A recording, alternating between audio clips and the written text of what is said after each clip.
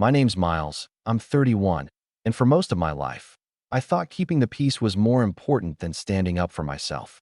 That belief worked fine, until the day my brother's wife looked me straight in the eye, smirked, and said, "You're just bitter because you'll never be as successful as us," while accepting a vacation I'd paid for.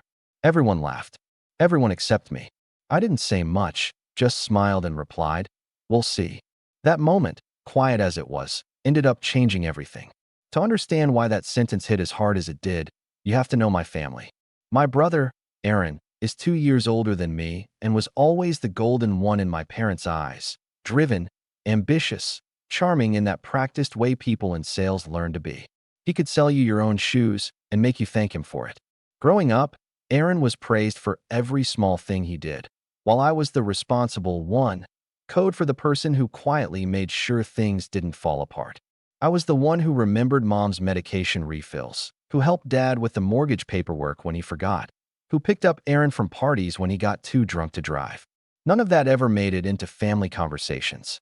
To them, I was dependable, but forgettable. Aaron met his wife, Jenna, about 5 years ago. She's the kind of person who introduces herself by mentioning her Instagram following before her actual job. Everything about her screamed status. Designer purses, filtered smiles, and constant comparisons. From day one, she made it clear she thought I was beneath them. I worked in IT, freelance mostly, and while I made decent money, it didn't look flashy. Aaron and Jenna, on the other hand, loved appearances. They'd started a small marketing firm and posted constantly about their entrepreneurial lifestyle.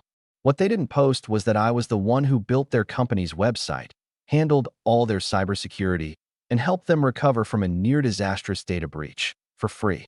I used to tell myself I didn't mind helping. They were family, after all. But somewhere along the line, that goodwill turned into expectation. Every time Aaron's laptop froze, I got a call. Every time Jenna couldn't remember her password, I got a message. They never offered payment, never even a thank you, just the assumption that I'd always be there. Last summer, they hit a rough patch financially. The irony of running a marketing firm while being terrible at money management wasn't lost on me. They'd rented an expensive office space downtown, leased 2 new cars, and planned a brand-building vacation in Italy, all while struggling to cover payroll. That's when Aaron called, voice dripping with fake humility, and said, "Hey, little bro, any chance you could help us out for a month or two, just until our next client payment comes in?" I hesitated. My gut told me it wasn't smart, but my parents got involved before I could even answer. "Miles," Mom said, "you've always been good with money. You can help your brother. Family helps each other." Dad chimed in, "It's just a loan, son. You know Aaron will pay you back." Against my better judgment, I agreed. I wired them a substantial sum, enough to cover their short-term costs, under the condition that they'd repay me within 3 months. Aaron promised it wouldn't take that long. He even joked, "You'll get your money back before Jenna finishes packing for Italy." 3 months came and went. No repayment. When I brought it up, Aaron brushed it off. "We're still waiting on a client payment. You know how business is," he said, waving his hand like it was nothing. Jenna rolled her eyes and added, "You're so uptight about money, Miles. It's not like we're not going to pay you."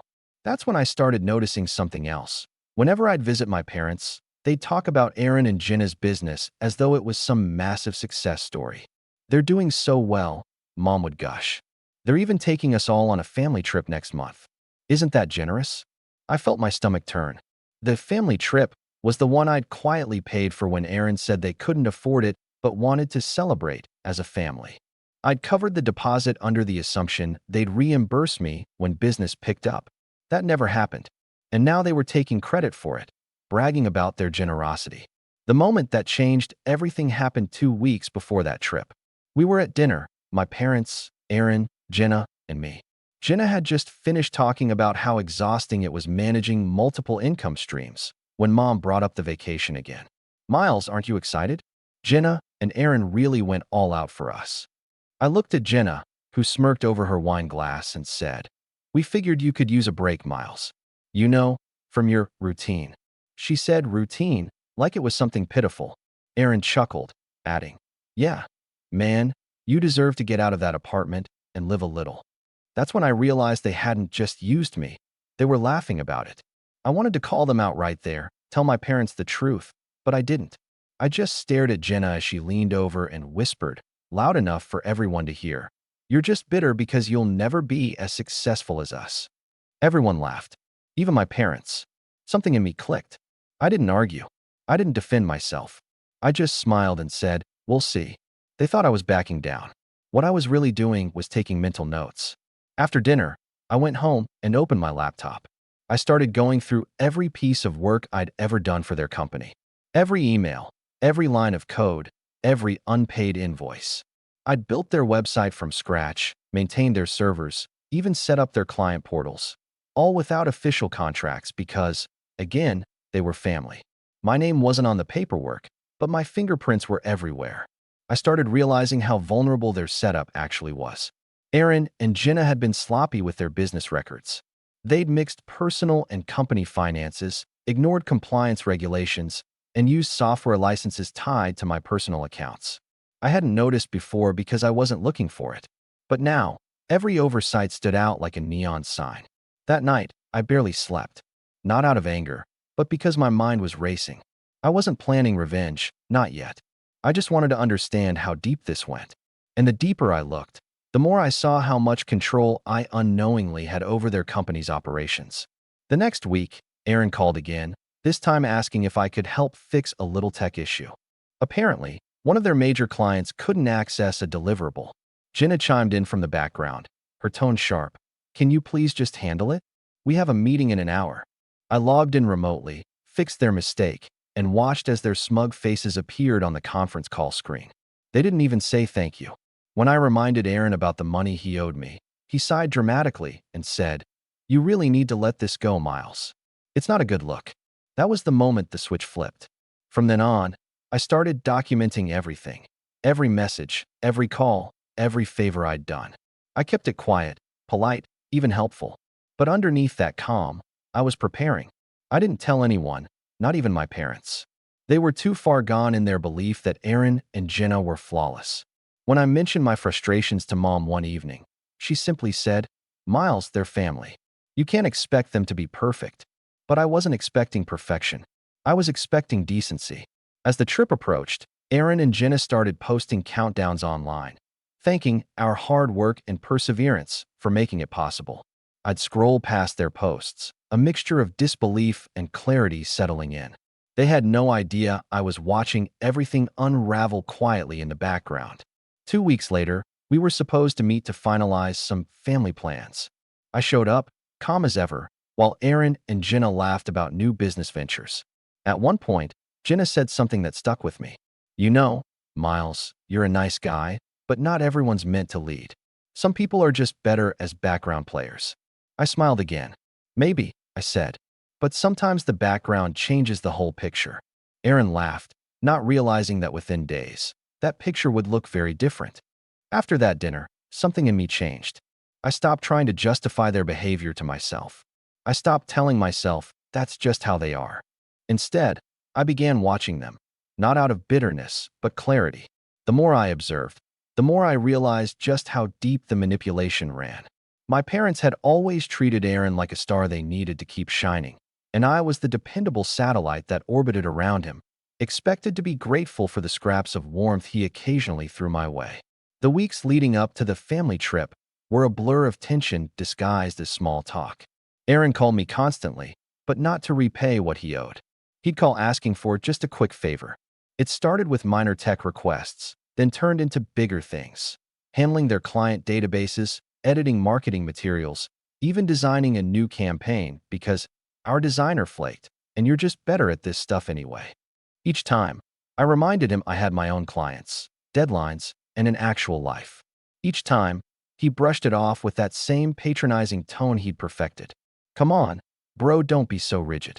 You're good at this, and family helps family." I'd heard that phrase too many times.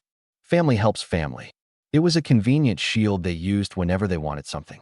But it never worked the other way around. One Friday evening, Mom invited us all for dinner. She said it was just a family catch-up, but I knew better. These dinners usually turned into sessions where Aaron and Jenna got praised while I was quietly reminded of how lucky I was to have such a successful brother. Sure enough, as soon as we sat down, Mom beamed at Aaron and said, "Your father and I were just saying how proud we are. You two have worked so hard.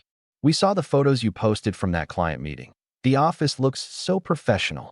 Jenna smiled like she was posing for another picture. "Oh, that was such a fun day," she said sweetly. "Miles helped with the tech setup, of course. He's such a lifesaver sometimes." "Sometimes," I muttered before I could stop myself. Jenna laughed, a rehearsed, airy sound. "Oh, don't take it personally. You're just better behind the scenes, you know? You're the type of person who makes things work without needing the spotlight." Dad nodded approvingly, like she'd just said something wise. "And that's a valuable trait, son. Not everyone's built to lead." I clenched my jaw, trying to keep my composure. "Right? Not everyone wants to lead." Aaron smirked. Sure, sure. Whatever helps you sleep at night, man." The conversation moved on, but something in the air shifted. Every comment after that felt sharper, like a dozen small cuts that didn't bleed right away but stung later. They joked about people who live small lives, made little digs about my apartment being cozy, and compared my quiet routine to their fast-paced lifestyle. Mom, as usual, played mediator, pretending not to notice the tone. "Now, Miles," she said at one point, "you should really take notes from your brother. He's learned how to take risks. You've always played it safe." I looked at her, really looked at her, and asked, "And how did those risks get funded again?" The table went silent for half a second before Aaron broke it with a laugh. "You mean the loan? Relax, man, you'll get it back. Don't make it sound dramatic." "It's been almost a year," I said quietly. Dad frowned. "Miles, your brother's working on it. You don't need to keep score like that. You know money causes tension in families." "Money doesn't cause tension," I replied. "People who don't repay money do." That was the first time I saw Aaron's fake smile falter.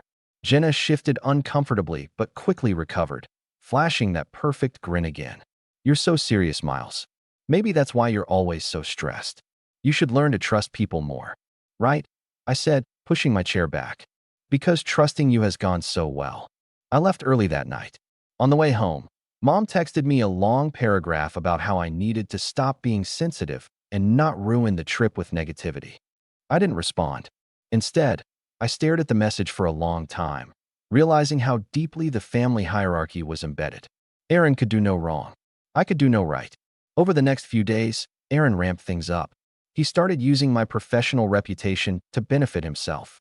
One morning, I got an email from a potential client saying they were referred by Aaron's marketing firm. That was odd. I never collaborated with them publicly. When I looked closer, I realized Aaron had been presenting me as part of his company to boost his credibility. He'd even used my portfolio work in his presentations, labeling it under their business name.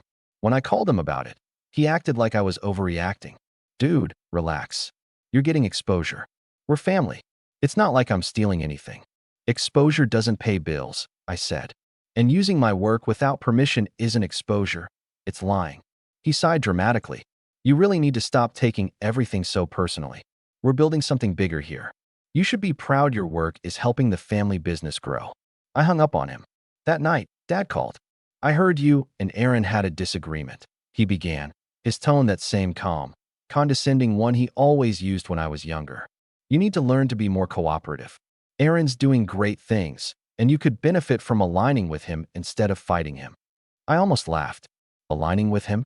You mean letting him take credit for my work and call it family teamwork?" Dad sighed. "Miles, you've always been so defensive. No one's out to get you. Your brother loves you." That was the thing. I didn't think Aaron hated me. I just think he loved himself more than he ever could love anyone else. A week later, I stopped by my parents' house to drop off some paperwork Mom needed help with. When I got there, Aaron and Jenna were already there, sitting comfortably on the couch, flipping through a binder. I froze when I realized what it was: my proposal drafts for a government IT contract I'd been working toward for months. "Where did you get that?" I asked, my voice low. Aaron looked up casually.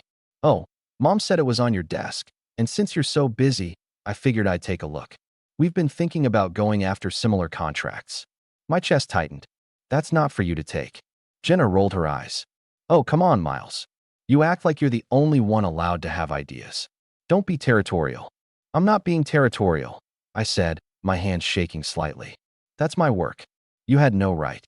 Aaron's smile vanished. "You really need to get over yourself. Everything you do is so dramatic. You should be happy your family's even interested in collaborating with you. Collaborating? I repeated, incredulous. You mean stealing? Mom stepped in, holding up her hands like she was calming a child. Miles, enough. Don't make a scene. Aaron's just inspired by your dedication. You should take it as a compliment. That word, compliment, made my stomach turn.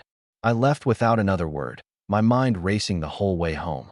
My parents had reached a point where they didn't just excuse Aaron's behavior, they rationalized it. And Aaron knew it. He'd weaponized their favoritism perfectly, turning every situation into one where I looked unreasonable if I stood up for myself. That night, I went through my folders, backing up everything important, locking files, securing passwords. I knew then that I couldn't trust any of them. 2 days later, Aaron called again, acting like nothing had happened. Hey, man, small favor. Could you update the firewall on our company's server? We've been getting weird login attempts. I paused. Who has access to the admin account? You do, he said, laughing lightly. That's why we need your magic touch. Just fix it, okay? We're swamped. I logged in, and what I saw confirmed what I'd feared. Their company accounts weren't just messy, they were reckless. Shared passwords, unsecured client data, missing invoices, and files labeled incorrectly. It was chaos. And my credentials, the ones tied to my software licenses, were still linked. I could have shut it all down in minutes if I wanted to. But I didn't. Not yet. That was the night I started drafting my plan. Not revenge, exactly, but accountability. For once in my life, I wanted them to see what it felt like to lose control of something they took for granted. Still, before I did anything, I needed to be sure. I spent the next few weeks watching, collecting evidence, saving screenshots, emails, and proof of every unpaid invoice. I even noticed that some client payments had been rerouted through a secondary account that wasn't listed in their business records. It looked suspicious, too suspicious to ignore. Meanwhile, my parents kept insisting I join them for family dinners, as if nothing was wrong. Each one felt like a performance. Jenna would make little comments about people who don't understand real ambition, while Aaron bragged about his business connections. My parents nodded, smiled, and drank it all in. At one point, Mom said something that cemented everything for me. Miles, you should really thank your brother for including you in so much of his success. He told us you wouldn't even have half your clients if it weren't for his referrals. I felt my face go cold. He said that. Yes, Mom said proudly. He's always trying to lift you up, even when you two butt heads. That was the final push I needed. They had rewritten the story entirely, turned me from the one holding them up into the one being carried. I realized then that the best revenge wasn't anger, it was precision. And when I told Aaron, we'll see, that night at dinner, I meant it. He just didn't know how soon he'd find out what I meant. After weeks of careful observation, I realized that waiting for them to trip up wasn't enough. I needed a catalyst, a moment that would show them, without a doubt, that I wasn't someone they could manipulate or ignore. I was always the silent observer, the invisible support, the family tool. But that night, I decided it was time to push past observation and step into action. It started innocuously enough. Aaron called, that familiar drawl in his voice, asking me to review an urgent proposal for a new client. Hey Miles, he said casually, as if we'd shared coffee just yesterday. Can you take a look at the Harper file? Jen is swamped and could really use your expertise. Shouldn't take long. I let him ramble while I opened the file on my laptop. As I skimmed through it, my heart sank. They'd once again made modifications without consulting me, messing with numbers I had meticulously calculated for months. And worse, they had listed my past work as theirs in the cover sheet. They were essentially presenting my intellectual labor as their own. I replied slowly, deliberately. Aaron, this isn't just a quick fix. You can't just insert your name over my work and call it a proposal. You know that. He chuckled, that familiar laugh that somehow disguised arrogance as charm. Come on, Miles. Don't be dramatic. This is business, not school. Just make it look good. It's what we've always done. That we've always done line hit me like a punch. My blood ran cold, but I didn't show it. Instead, I shut my laptop, stood up, and said, you know what? No, I'm done. Aaron froze. Done? What do you mean? I mean, I won't be your unpaid consultant anymore. I won't bail you out every time you mismanage funds, mislead clients, or take credit for my work. I let the words hang in the air, letting them resonate with the weight they deserved. You've used me for years, and now you're trying to rewrite history. Aaron laughed nervously, clearly thinking I was bluffing. Miles, don't be ridiculous. You're family. Family sticks together. I smiled. Not warmly, not gently, but with a cold, hard edge. Family doesn't steal from family. And yes, I've got a history of keeping the peace. But I'm not that person anymore. That night, I made the first move. I transferred all of the intellectual property I had contributed to their business into a secure account under my control. Every line of code, every marketing asset, every client contact list, they were mine now. I didn't delete anything. I just made it untouchable without my permission. The betrayal was silent but complete. I knew Aaron and Jenna would panic the second they tried to access their files, but I didn't want to be hasty. I wanted to savor the moment, to let the tension build until it was unbearable.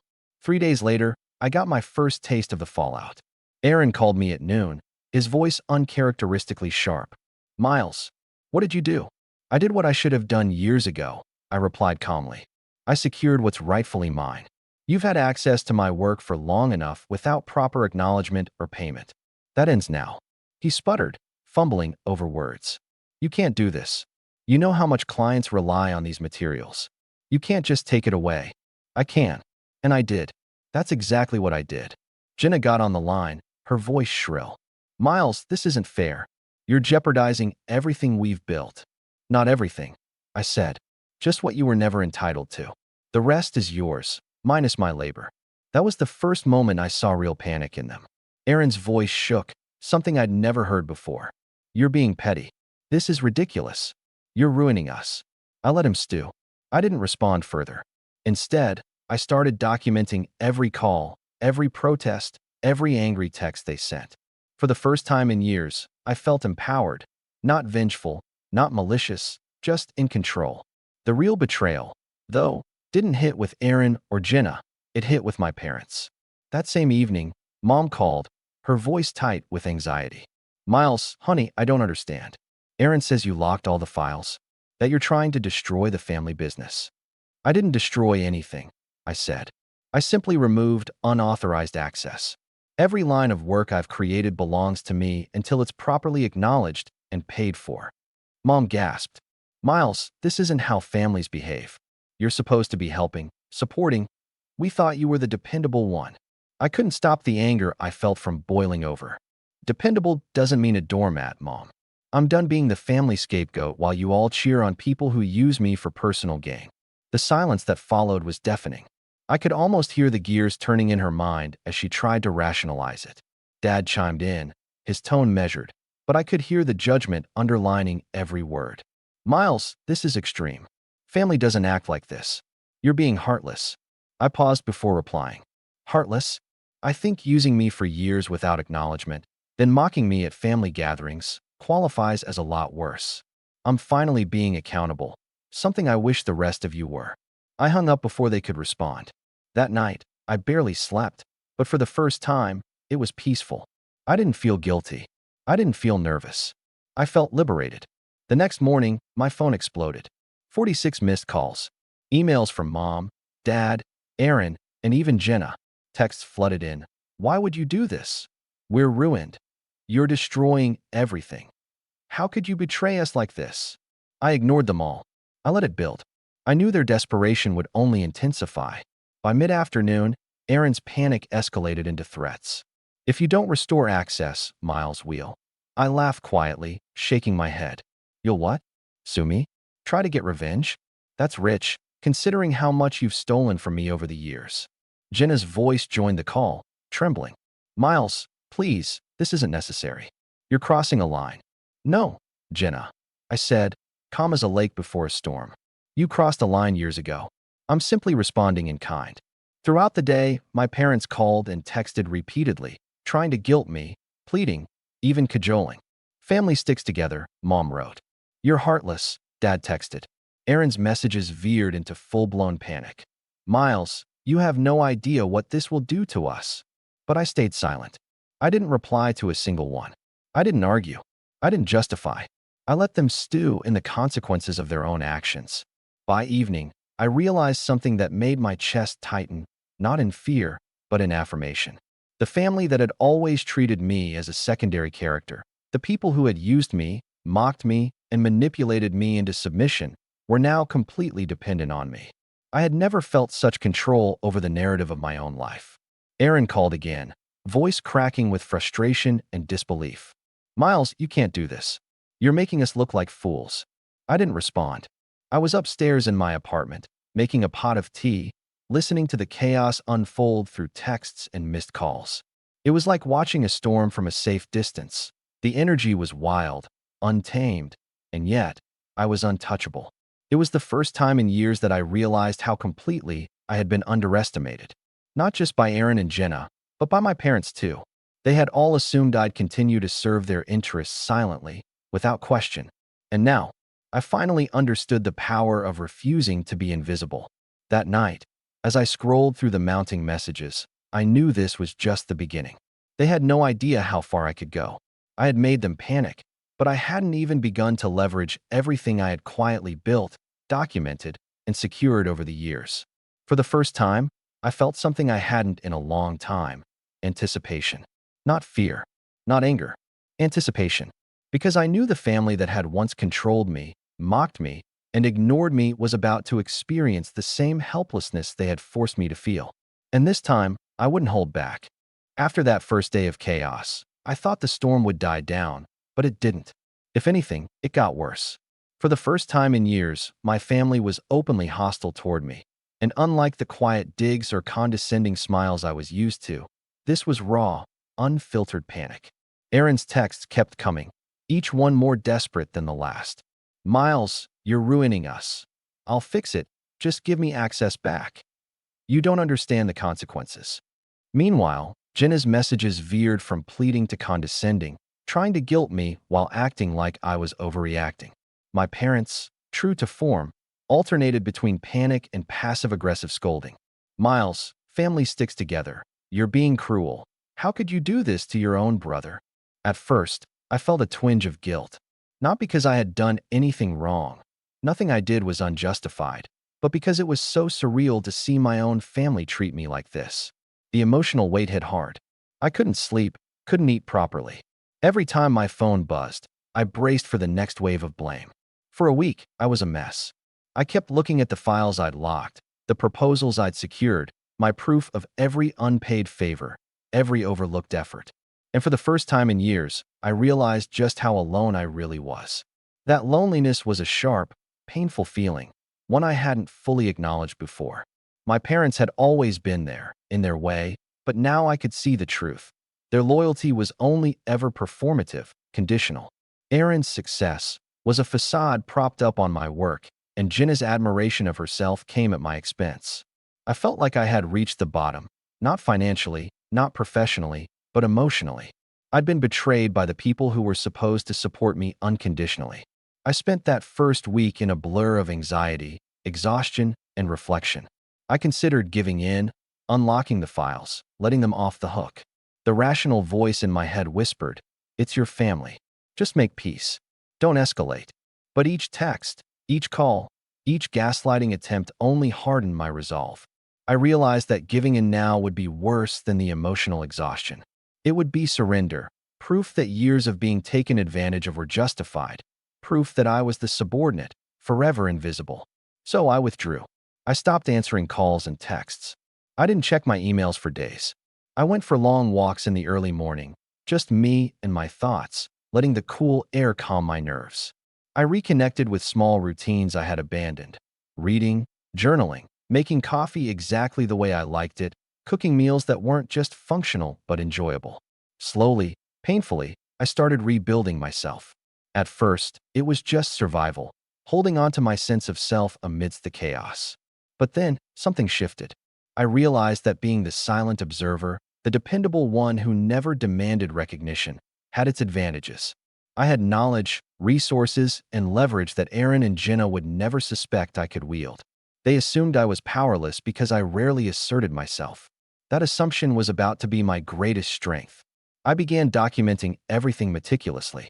Every unpaid invoice, every moment my work had been co-opted, every text, email, and call.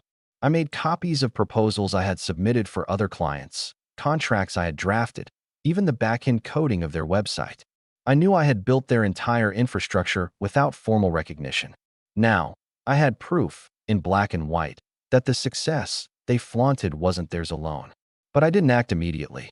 Instead, I focused on myself, my own growth.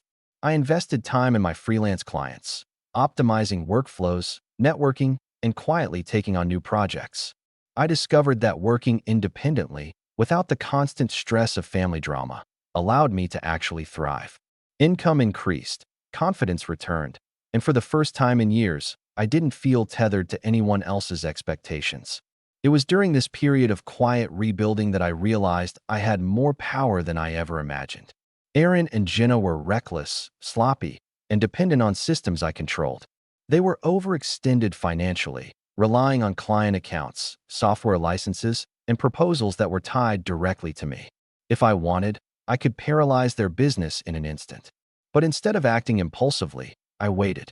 I let them flounder while I gained momentum. My parents, oblivious as ever, continued their pattern of blind support for Aaron. When they invited me over for dinner, I declined politely.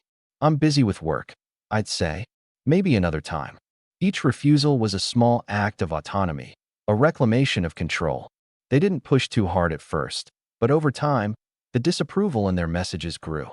"Miles, you need to make more time for your family," Mom texted. "Aaron and Jenna are worried you're drifting away," Dad added. It amused me.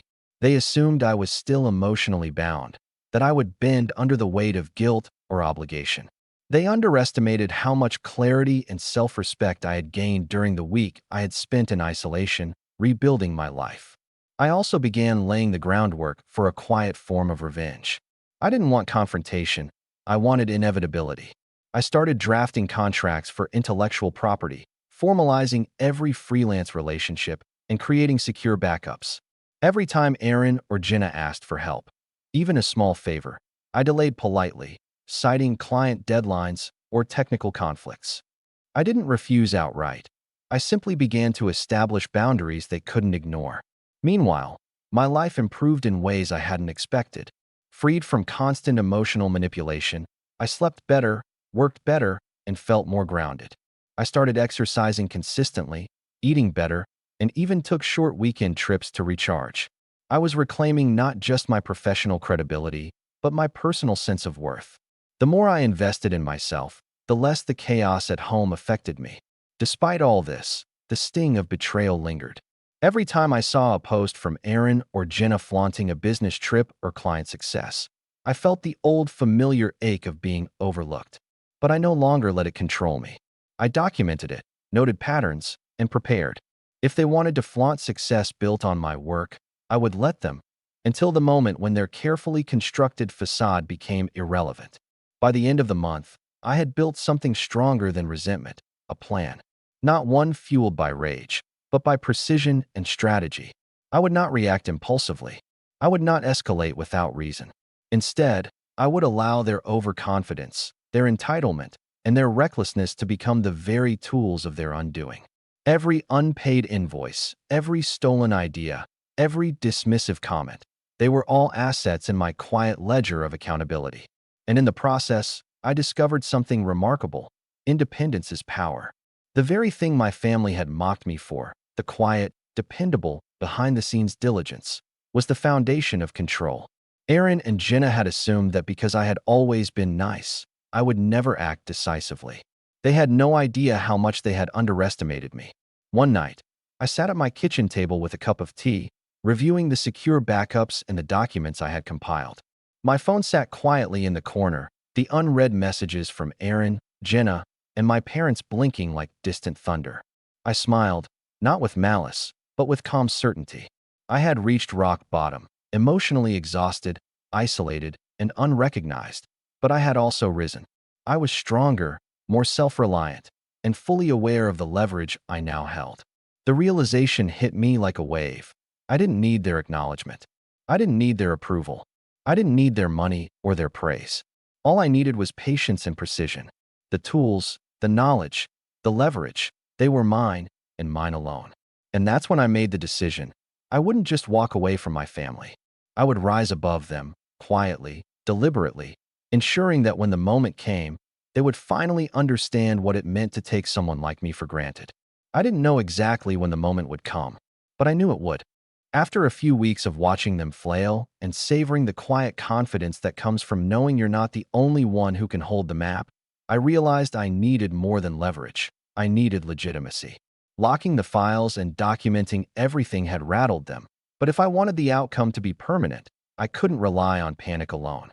I needed a position that would make the rest of the world recognize what I already knew. The success Aaron and Jenna plastered across Instagram was propped up by other people's work and a surprising amount of bad bookkeeping. So I set out to make my quiet authority official. The first break came unexpectedly. A government contractor I'd previously pitched to, someone I'd helped once with a minor security audit years ago, reached out after seeing a thread where I'd explained data privacy best practices. The message was polite and short. "Are you available for a consult on a major bid?" It was the exact kind of work I'd been aiming for, legitimate, well-funded, and importantly, public-facing in a way Aaron's little firm never was. I accepted the call. On the phone, their project manager spoke with the calm efficiency of someone who deals in clear contracts and clean deliverables. "We need an independent verification of all back-end code and intellectual property ownership tied to subcontractors," she said. "We've uncovered some messy attributions in the docs, and we need a trusted third party." I didn't need to pretend surprise. I had stacks of screenshots, email chains, and version histories that showed where their code originated and who'd actually written which modules. I offered them a tighter timeline than they'd hoped for and a price that reflected the value and the risk. They hired me within 24 hours. That contract did more than pad my bank account. It put my name on a proposal submitted to a government agency and gave me access, legally, professionally, to audit other contractors' relationships. When I dove into the documentation they provided, something odd emerged. Aaron and Jenna's company was listed on a bid that included intellectual property clearly traced back to my archives. Worse, there were inconsistencies in the filing. Software licenses registered under personal emails, client invoices routed through personal accounts, and tax filings that didn't match the cash flow their public statements insinuated. In short, they'd mixed personal and corporate finances in the most careless way a small business could possibly do. Armed with that information and my new official role, I began to structure my moves more like a professional than a spurned family member. For the first time in this whole mess, I hired someone, an independent attorney who specialized in intellectual property and small business disputes. I wasn't trying to litigate out of spite. I wanted a clean, enforceable path to recovery and recognition. The lawyer asked the right questions, looked at my documentation, and said something I'd never heard my parents say. "This is clear. You have standing." Hearing that line from a lawyer who wasn't a friend or an ex-colleague felt like provenance from my own experience. It validated the countless hours I'd poured into other people's facades. While the attorney drafted a formal demand for acknowledgement and compensation, I also accepted a subcontractor position with a competitor of Aaron's firm.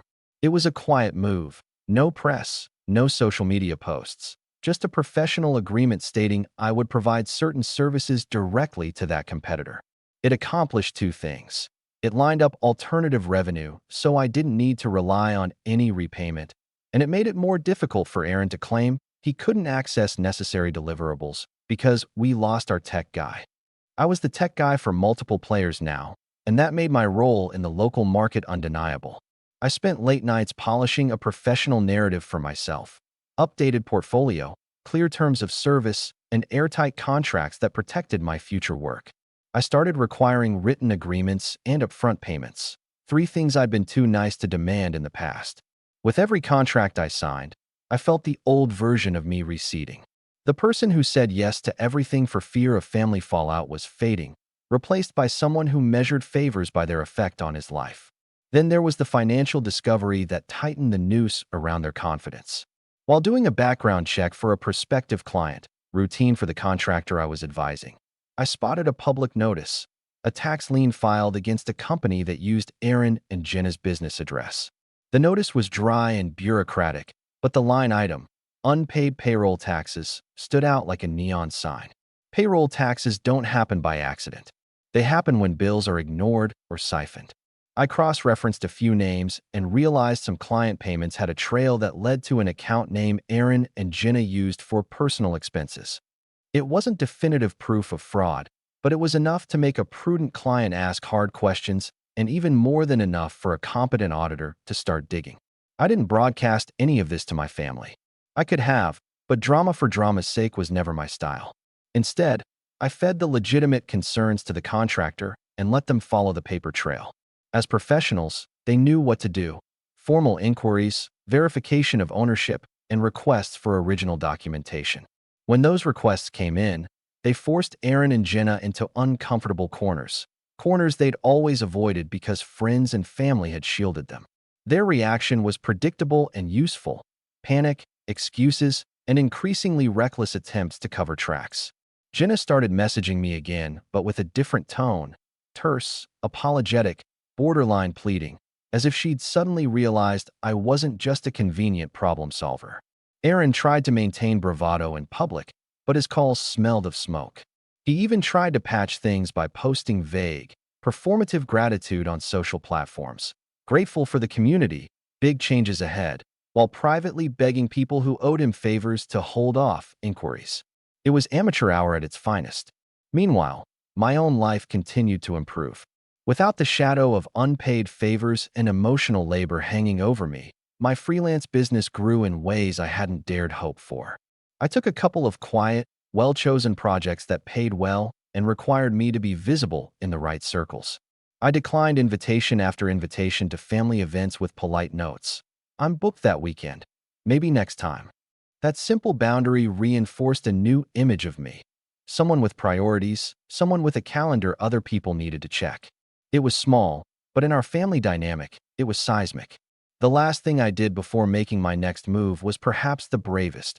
I wrote a short, highly factual summary of everything: dates, amounts, contributions, links to the proofs, and sent it to my lawyer with one sentence: "This is everything. Prepare the demand, but we don't file yet." The lawyer replied within hours: "Understood. We'll prepare non-confrontational demand letters seeking acknowledgement and compensation. If they refuse, we have several strong next steps." His tone was businesslike and steady, exactly what I wanted. Then, with the legal groundwork in place and the industry starting to ask questions, I scheduled a meeting with Aaron. Not at my parents' house, no theatrics. I picked a small conference room at a co-working space downtown, neutral ground with glass walls and coffee on tap. He arrived late, flustered, without Jenna this time, probably because she didn't want witnesses. For the first time since this all began, he didn't have that practiced charm. He looked smaller. We sat across from each other.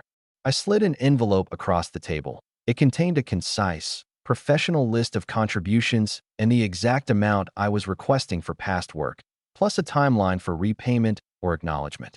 "I'm not here to humiliate you," I said quietly. "I'm here to resolve what should have been resolved years ago." He opened his mouth, then closed it. For a moment, there was silence heavy enough to press. And then he did something I didn't expect. He smiled, but it was a smile that felt like surrender. "Miles," he started, voice soft, "we can work something out. Maybe we can restructure some things. Let's get Jenna in and figure this out." He reached for his phone.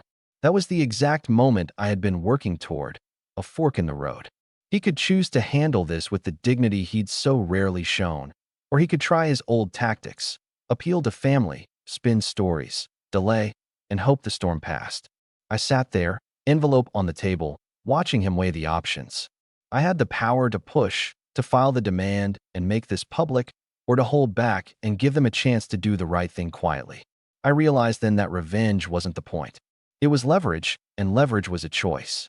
I could use it to destroy them or to force accountability. Either way, their future wouldn't be the same. He tapped his phone screen, then looked up. "Give me a few days," he said. "Talk to Jenna. We'll get back to you." I glanced at the envelope, at the neat list, at the calmness that had become my default. "3 days," I said. "And if I don't hear from you, the next step is formal." I didn't say what that step was. I didn't need to. My silence carried the rest. We left the co-working space separately. I walked out into the autumn air and felt the city press around me, loud, indifferent, alive. My phone buzzed almost immediately with a new message. A forwarded email from a client asking for verification of ownership on a recent deliverable. In the end, the process had already started without me moving another piece. That night, as I reviewed the email and the list I'd given Aaron, a strange calm settled over me. I wasn't angry anymore, not entirely. I was focused. The stage was set. The pieces were in motion. I had a legal foothold, professional credibility, and a market willing to back up what I knew to be true. The rest was timing and temperament. I sat back and thought about what real victory would look like. A public apology? Repayment? A quiet separation where I walked away with my name and my dignity? Each outcome had a cost and a benefit. Each depended on choices the people on the other side were finally being forced to make. And then my phone lit up with a notification, one that sent a cold little thrill through me. It was from an unknown number, a terse voicemail transcription. "You can't just do that, Miles. Call me." I didn't recognize the number. I listened to the voicemail twice. The voice on the recording wasn't Aaron's. It was deeper, urgent, and unfamiliar. Whoever it belonged to had reasons to be worried. And it meant my small, tidy plan was about to collide with consequences I hadn't anticipated. I sat there, the city noise through the window, tea gone cold at my elbow, and realized the game had changed. The moment I'd been building toward, accountability, recognition, and a clean break, was no longer just mine to control. Someone else had just entered the board. The voicemail turned out to be from a partner at one of Aaron's largest clients, a quiet, direct woman who didn't waste breath on drama. I played it 3 times in the quiet of my kitchen. "You need to call me. We're seeing conflicting ownership on deliverables, and our counsel said not to proceed until it's cleared." That was all the fuel I needed. It wasn't threats or yelling. It was the thing Aaron and Jenna relied on most: other people's trust, being quietly peeled away by facts and paperwork. I felt no triumph so much as a steady, cold satisfaction. This was exactly the machine I'd been building: facts, contracts, and a reputation that actually belonged to me. I moved with a surgeon's calm. No theatrics, no late-night posts, no vindictive emails at 2 a.m. The first cut was practical. I formalized ownership transfers of the modules and assets I'd coded and packaged them under an LLC I'd set up weeks earlier for precisely this kind of situation. Everything had been prepared: escrow instructions, transfer logs, hashes of original files, timestamps. I wired everything to a secure holding account and granted limited, revocable access to key clients with a professional note, a concise, factual message explaining I was the original creator of the listed deliverables and offering continuity services under clear contractual terms. No accusations, just provenance and an offer to keep their projects moving without interruption. Responses came back the way I expected: measured and immediate. One client replied, "Thanks for the clarity. We can't afford downtime. Can you provide a short-term engagement so we don't lose momentum?" Another asked for a call to verify signatures. The contractor I was advising started asking follow-up questions about licensing and payment trails. Auditors inched closer. Calls that should have been aimed at me, panic calls from Aaron, Jenna, and my parents, were drowned out by legitimate business inquiries that needed answers. I answered those. I was professional, timely, and calm. I stayed on the offensive by providing solutions, not insults. I also let the legal engine I'd set up do its slow, inexorable work.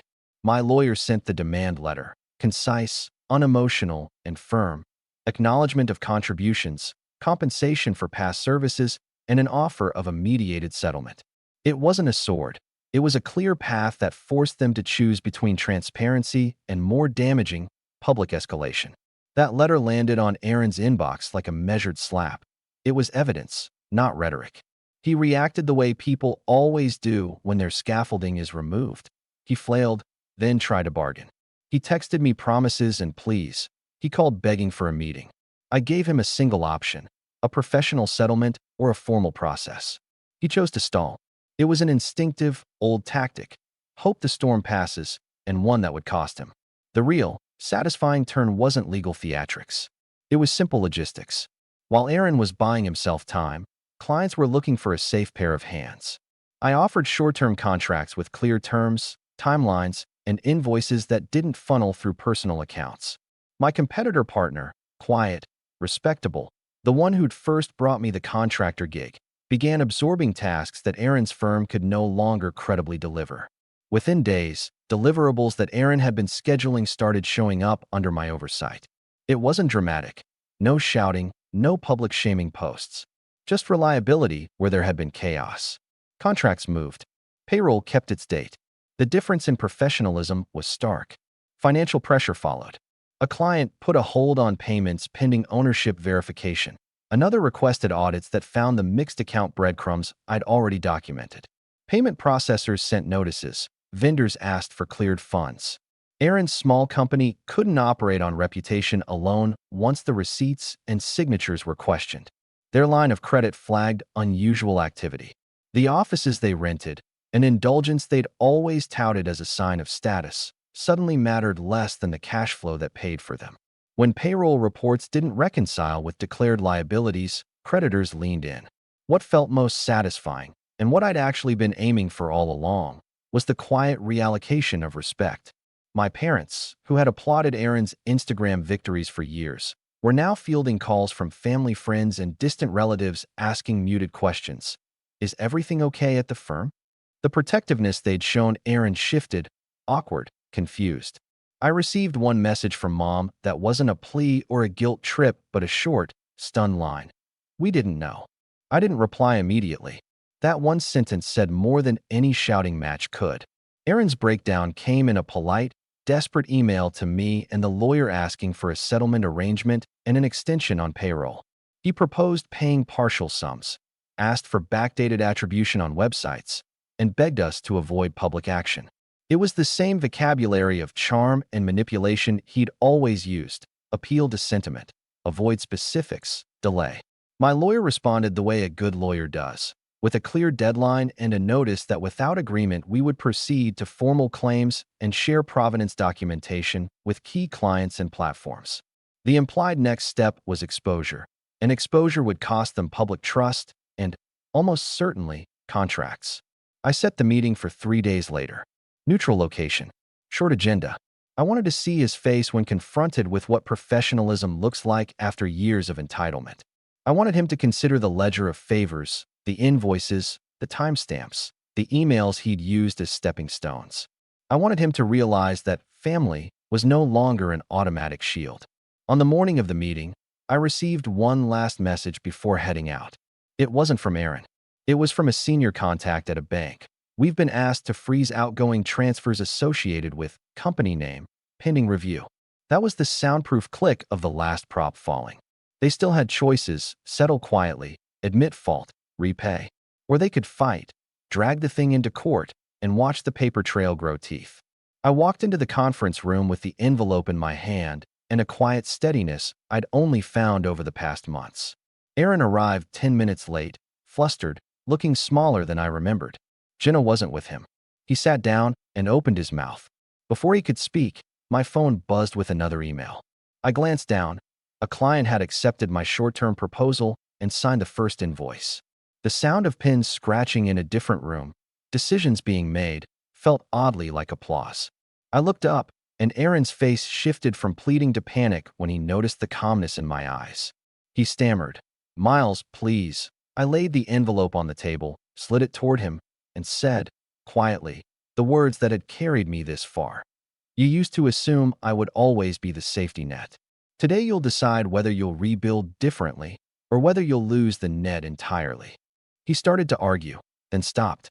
The door to the conference room opened, and a man I didn't recognize stepped in, suit, clipboard, an air of something official. He didn't smile. He looked at Aaron, then at me, and said, "We're stepping in for due diligence. We'll need records for the last 2 fiscal years." Aaron's color drained. He looked at me, eyes wide, like a child caught mid-game. "What did you do?" he whispered. I didn't answer. I picked up my cup of coffee, sipped slowly, and let the hum of that room, decisive, inevitable, fill the space. Outside, the city carried on. Inside, our family story was finally being rewritten. The rest would depend on choices Aaron and the people around him now had to make. The fallout hit faster than anyone could have expected. Aaron tried to salvage the remnants of his reputation with a flurry of messages, panic calls, and even a last-minute attempt to charm some key clients. But by the time he realized the scale of the exposure, it was too late. The auditor I'd quietly involved had traced every inconsistency, every misallocated invoice, and every claim of ownership. Contracts were frozen. Vendors refused to extend credit. Payroll checks bounced. The very infrastructure Aaron and Jenna had leaned on so heavily, built on my work, their arrogance, and thinly veiled manipulation, crumbled under scrutiny. Jenna attempted to spin social media with carefully curated posts, vague gratitude, optimistic photos, and staged meetings. But the narrative fell flat. Clients shared their confusion and doubt, and industry insiders began to notice the pattern of instability. Her tone, once condescending, now sounded hollow. Every post she thought would restore their image only highlighted how unprepared and overextended they were. The emails from my parents came next. Mom's initial attempts at guilt-tripping were replaced by forced acknowledgement. Short, clipped messages that stopped asking me to forgive, pleading instead for clarification and resolution. Dad's texts were terse and calculated. He never admitted wrongdoing, but the shift was obvious. Their smug certainty that they knew the family dynamics, that Aaron's charm could smooth over anything, had evaporated. Aaron tried to corner me privately, insisting on a face-to-face, family resolution. I agreed, but I set the terms: neutral location, professional demeanor, and no theatrics. In that room, his veneer of confidence finally cracked. He was sweating, fumbling through explanations and excuses, trying to negotiate deadlines and partial repayments. I laid the facts calmly before him. Timestamps, documented work, emails showing credit misappropriation, and the legal channels now aligned with my position. There was no yelling, no vindictive speeches, just clarity and inevitability. "You underestimated me," I said, not as a threat, but as a statement of fact. "And now, you're paying for it in the only currency that matters: accountability." He looked at me, pale, realizing that the only thing I had ever lacked was leverage, and now I had it in spades. "Please, we can," he started. "No," I interrupted. "You can accept the settlement or face public and legal exposure. I've done everything to make this fair, professional, and resolvable. The choice isn't mine anymore. It's yours." The weight of inevitability hit him then. He slumped back in his chair, utterly silent. His empire of illusion, the one propped up on my work and the family's naive support, was crumbling, and there was nothing he could do to stop it. The reality was clear. Years of entitlement and manipulation couldn't withstand transparency, diligence, and professionalism. Jenna arrived halfway through the meeting, her attempts at deflection and charm evaporating under the calm precision of the documents and contracts I'd prepared. Her usual laughter, the one that used to cut me down at family gatherings, had disappeared entirely. She could only nod, admitting in silence what Aaron couldn't say aloud. Their success was built on sand. By the end of the day, the settlement was agreed upon. Full acknowledgement of my contributions, repayment for my work, and legally binding clauses preventing any further misrepresentation of my intellectual property. Clients were notified formally, vendors were cleared, and the formal record of accountability was in place. Aaron and Jenna's firm survived only by rebranding and shrinking operations, significantly smaller, far less glamorous, and noticeably quieter in industry circles. As for my parents, they never apologized outright. They never admitted fault in words. But their behavior changed. Invitations came more sparingly, messages were less judgmental, and the constant expectation that I would be the emotional and professional crutch vanished. They had seen the consequences of blind loyalty and manipulation firsthand, and now, quietly, they respected the boundaries I had drawn. I, meanwhile, thrived. My independent projects flourished. My name carried weight in professional circles for the first time on my own merits, without any shadow of family influence. I didn't gloat, didn't post on social media, didn't need validation. Everything I had quietly built, every calculated move, had secured not just recognition, but control over my life in a way that my family never could have imagined. The final, satisfying moment came one evening when I received an invitation to speak at an industry conference, something I had only dreamed of doing while Aaron and Jenna still mocked my slow, behind-the-scenes work. Standing at the podium, introducing myself to hundreds of professionals who recognized me for my expertise, I realized the truth. I had been underestimated my entire life, but now the underestimated one was the one holding the map. And in that moment, the city lights behind me twinkling through the conference hall windows, I whispered to myself, quietly and with satisfaction. Sometimes, the best revenge isn't loud. It's inevitable.